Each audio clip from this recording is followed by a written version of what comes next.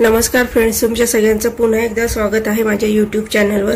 काल आपण एक सिंगल टिकली आणि मणी थोड्या थोड्या अंतरावर कसं लावायचं ते पाहिलं होतं।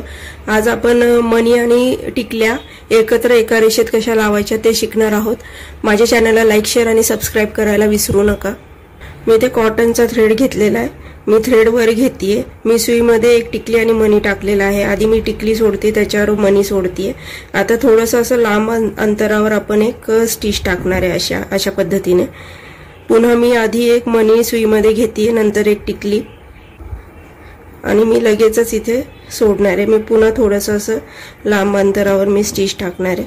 त्याला सेम प्रोसेस करत जायची आहे। ही पण बॉर्डरला तुम्ही टाकू शकता, दिसायला छान दिसते।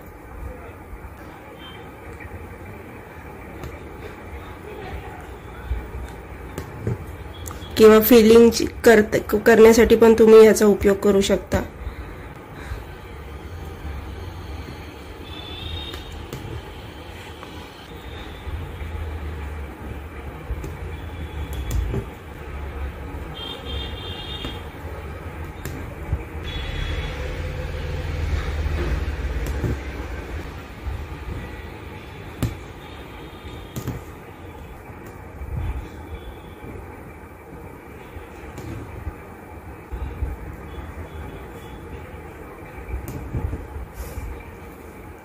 अशा पद्धतीने आपली ही स्टिच पूर्ण झालेली आहे। भेटूया पुन्हा दुसऱ्या व्हिडिओ सोबत।